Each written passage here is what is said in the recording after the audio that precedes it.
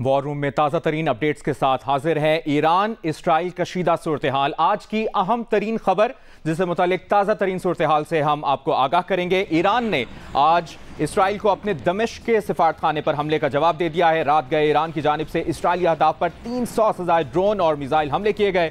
ایرانی وزارت دفاع نے کہا ہے کہ اسرائیل میں 50% سے زائد اہداف کو کامیابی سے نشانہ بنایا گیا، جبکہ اسرائیل نے دعویٰ کیا ہے کہ ایران کی جانب سے فائر کی گئے 300 سے زائد ڈرون اور میزائل حملوں میں سے 99% ناکام بنا دیے گئے ہیں۔ بیشتر ایرانی ڈرونز اور میزائل کو اسرائیل کی حدود سے باہر ہی مار گرایا گیا ہے۔ اسرائیل نے بھی یہ تسلیم کیا کہ ایرانی حملوں سے فوجی تنصیبات کو معمولی نقصان پہنچا ہے۔ ایرانی فوج نے کہا کہ ایران کے آپریشن الوعد الصادق کو فی الوقت مکمل سمجھا جائے۔ اسرائیل نے ایران کے خلاف پھر کوئی کارروائی کی اس سے زیادہ سخت جواب دیں گے۔ ایرانی فضائی حملوں کے دوران امریکہ اور برطانیہ کے ساتھ اردن کی فوج نے بھی اسرائیل کی جانب بڑھنے والے ایرانی میزائلوں کو نشانہ بنایا۔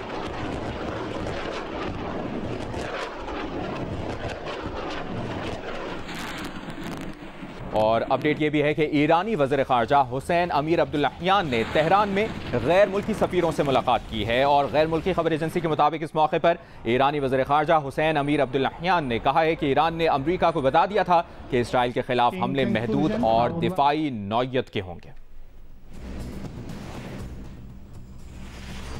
آپ کو اپڈیٹ کریں، ایرانی وزیر خارجہ حسین امیر عبداللہیان نے تہران میں غیر ملکی سفیروں سے ملاقات کی ہے۔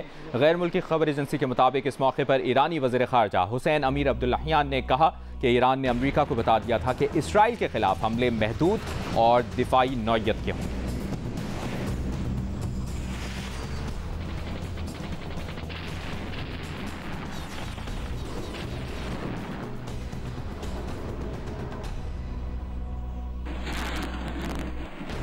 اور اس تمام تر صورتحال پر تجزیہ کاروں سے ہم بات کریں گے اور ان کا انالیسس لیں گے کہ اس وقت اوورآل کیا سچویشن آگے بنتی دکھائی دے رہی ہے۔ مشرق وسطیٰ کی صورتحال پر بات کرنے کے لیے ان امور پر نظر رکھنے والے تجزیہ کاروں سے ہمارے ساتھ موجود ہیں پاکستان کے سابق سفیر جاوید حفیظ صاحب، جو کہ مشرق وسطیٰ کے ممالک میں خدمات سر انجام دے چکے ہیں، اور ساتھ ہی ساتھ ایرانی صحافی افضل رضا بھی ہمیں جوائن کر چکے ہیں، ان سے بھی بات کریں گے، جبکہ وقار رضوی صاحب جو کہ ایرانی جو معاملات ہیں، ایران کی صورتحال سیاسی معاملات پر گہری نظر رکھتے ہیں، وہ بھی ہمارے ساتھ ہوں گے، جو اور پریس ٹی وی سے منسلک بھی رہ چکے ہیں، اور تہران سے ہمیں جوائن کر رہے ہیں فواد ازادی صاحب، جو کہ اوورآل اس وقت جو سچویشن بن رہی ہے ایران اسرائیل صورتحال کی، ایران کا اگلا قدم کیا ہو سکتا ہے، آنے والے دنوں میں کیا اسٹریٹجی ہو سکتی ہے، انہی سے بات کریں گے۔ سب سے پہلے افضل رضا صاحب، آپ سے ہم جاننے کی کوشش کریں گے، آپ ایرانی صحافی ہیں، ایران اسرائیل کشیدگی پر اس وقت کیا صورتحال بنتی دیکھ رہے ہیں آپ، اور ایران کا اگلا لاہ عمل کیا ہو سکتا ہے؟ ایران نے اسلامک ریولوشنری گارڈ کور اور جو مسلح افواج ہے، انہوں نے ایک کنسسٹنٹ اسرائیلی اگریشن اور جو خطے میں جو ٹیررسٹ ایکٹیویٹیز ہے اس کا ایک بھرپور جواب دیا گیا ہے۔ اگر آپ اس کو 7 اکتوبر کے بعد جو سینیریو چینج ہو گئی مڈل ایسٹ میں آفٹر دی طوفان الاقصی آپریشن، اسرائیل کو گزشتہ مہینوں سے کئی بار غازہ وار میں شکست کے بعد یہی کوشش میں لگی رہی جو ناجائز صہیونی ریاست ہے، تاکہ ڈائیورٹ کر لے جو ایک انٹرنیشنل جو رائے عامہ ہے اس کو غازہ سے ڈائیورٹ کر کے ایک براڈر مڈل ایسٹ انسٹیبلٹی کی طرف لے جائیں، اور اس کو الگ سے رنگ دے دے کہ جو حالات پیدا ہوئے ہیں، جو صورتحال ہے اس وقت خطے میں، اس کا جو ایک ڈیکیڈز آکوپیشن ہے اسرائیل کی فلسطین کے اوپر، اس کی وجہ نہیں ہے بلکہ کوئی اور وجوہات ہیں۔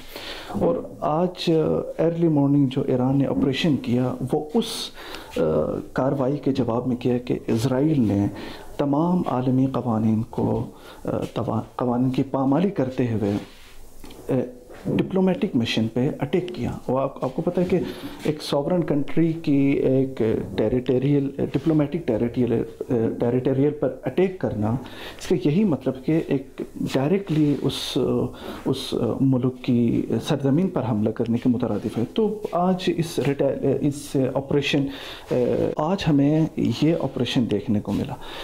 وہ جہاں تک ایران کے اندرونی صورتحال ہے وہ بالکل اس تیاری میں ہے ابھی بھی کہ اگر کوئی بھی ریٹیلیشن سو کالڈ اسرائیلی رجیم کی طرف سے آنے کا چانس ہو تو اس کا بھرپور جواب دیا جائے گا. سو آئی تھنک اب تو اسرائیل کی تو میں بات نہیں کرنا چاہتا، لیکن جو بیکٹس ہیں خصوصاً جو سو کالڈ ویسٹرن پاورز ہیں ان کو چاہیے کہ یہ ایک وحشیانہ رجیم اس کو لگام دیں اور بہت جلد جو یو این سیکورٹی کونسل کی جو ریزولوشن ہے سیز فائر سے اس کو بروئے کار لائیں، اس کو امپلیمنٹیشن کرنے کی طرف جائیں تاکہ حالات مزید قابو یہ لوگ حالات کو مزید قابو کر سکیں. صحیح. اور اگر مزید حملے ہوتے ہیں تو ایران بھرپور جواب دے گا، یہ آپ کا اوورال انالیسز ہے. جوائننگ اس فرام اسلام آباد از mister Waqar Rizvi.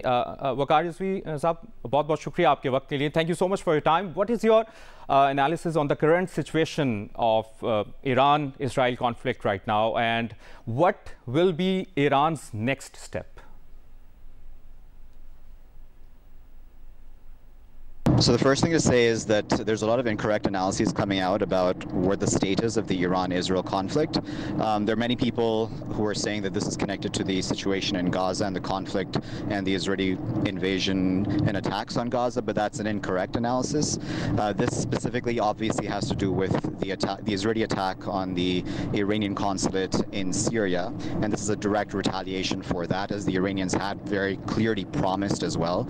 Ayatollah Khamenei a couple of days ago had said that the Israelis would be punished for that attack, and this is essentially that punishment that we have now seen play out.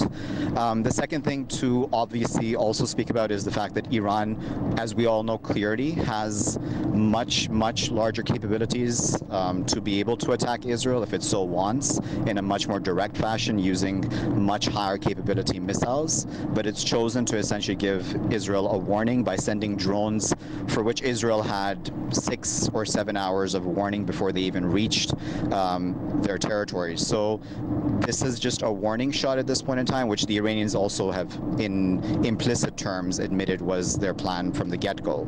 As far as what will happen next, the Iranians have been very clear that this, in their eyes, is the end of the road for this specific point of the conflict. They're not looking to get into a direct war, and that was something that Iran has always said from the get-go whenever it's come to any tensions with Israel / other players in the region or extra-regional players such as the US and others. So for us to read deeper into this, that Iran wants to start something or is trying to provoke something, is a completely incorrect analysis as well. This is actually the Iranians trying to downplay it. And many analysts have also spoken about the fact that, and this is worth mentioning, that it was a very smart move by the Iranians to actually use this sort of a tactic, because now they know a lot more about Israeli military capabilities, which many of us did not know, in fact, previously, specifically when it came to where Israel stores specifically its anti-missile defense systems, such as the Iron Dome. The Iranians have a much clearer awareness now, much better intelligence now, by using weaker weapons that the general public already knew about. We all knew about their drone capabilities. We all know about their missile capabilities, at least that has been declared. Okay, Mr. Waqar Razvi Saab, and joining us all the way from Tehran is Mr. Fouad Izzadi, who is an analyst. And Fouad Izzadi Saab, what is your analysis on the current situation of Israel-Iran conflict right now, and what can be the next step of Iran? Article 51 of the UN Charter gives countries permission to attack if they are attacked by any country. Iran was attacked by Israel. Iran's consulate is considered part of Iran's territory, Iran's soil. Under the Vienna Convention, embassies, consulates are protected. And not only Israelis attacked an Iranian consulate, they actually killed 7 Iranians. 2 of them were generals. I think Iranian leaders realize that if they don't respond, these type of attacks will continue and expand. I think they realize that Israelis want to expand the war, and Netanyahu wants to continue the war. He understands that if he finishes the war, his prime ministership would be finished. He has been wanting a war between Iran and United States since the 1990s. He wants to fight Iran using American soldiers. So in order to send a strong signal, Iranian leaders, I think, decided to attack, to let Israelis know, Americans know that Iran is not only capable of defending itself, Iran is also willing to use this capability, and they demonstrated that last night. Tehran से तज़ियाकार फवाद इज़ाती साहब मौजूद थे और वही बात कर रहे थे कि जो ईरान ने अभी रिएक्शन दिया है, ये अगर दोबारा भी इसराइल की जानिब से कोई कार्रवाई की जाती है तो उसका मज़ीद और भरपूर जवाब दिया जाएगा ईरान की जानिब से। अभी हमें ज्वाइन करें जावेद हफीज़ साहब, जो कि साबिक सफ़ीर पाकिस्तान हैं, ओमान में रह चुके हैं, सऊदी अरब में भी सिफारती खिदमात अंजाम दे चुके हैं। जावेद हफीज़ साहब, इस तमाम तर सूरत हाल को मद्देनज़र रखते हुए मशरिक़ वुस्ता के जो मुस्लिम ममालिक हैं वो क्या किरदार अदा कर सकते हैं, और ख़ुसूसी तौर पर सऊदी अरब और दीगर ममालिक की अगर बात की जाए? ये जंग जो है ये इससे मशरिक़ वुस्ता के ऊपर बहुत ही मनफी नताइज जो हैं मुरतब हुए हैं, ख़ास तौर पे तजारती महाज के ऊपर, और पूरा जो ख़ित्ता है वो उसमें टेंशन बहुत ज़्यादा है। तमाम मशरिक़ वुस्ता के मुल्क जो हैं वो भी परेशान हैं, और मशरिक़ वुस्ता में आप इसराइल को भी शामिल कर लीजिए, ईरान को भी शामिल कर लें, और खलीजी ममालिक को भी।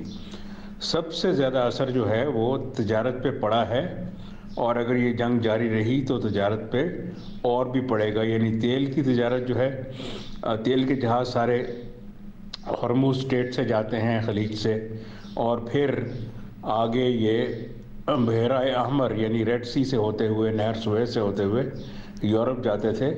तो रेड सी में अब नेविगेशन जो है वो बहुत मुश्किल हो गई है। तो सबसे बुरा असर जो है वो तो तेल की तजारत पे और दूसरी तजारत पे पड़ा है। सही है, बहुत बहुत शुक्रिया आपका। ईरान ने इसराइल को अपने दमिश्क के सफारतखाने पर हमले का जवाब दे दिया है, और जियो न्यूज़ की ये एक्सक्लूसिव कवरेज जो कि हम तज़िया हासिल कर रहे थे अफजल रज़ा साहब, जो कि ईरानी सहाफ़ी हैं और पूरा सिचुएशन को वो कवर कर रहे थे, बहुत बहुत शुक्रिया आपका। और वक़ार रिजवी साहब, जो कि ईरानी टीवी में बतौर एंकर पर्सन भी हैं, वो भी अपना तज़िया दे रहे थे। फवाद इज़ाती साहब, जो कि तज़ियाकार और तेहरान से हमें अपना एनालिसिस दे रहे थे। साथ ही साथ जावेद हफीज़ साहब, जो कि साबिक सफ़ीर पाकिस्तान रह चुके हैं, वो भी इस सूरत हाल को एनालाइज़ कर रहे थे।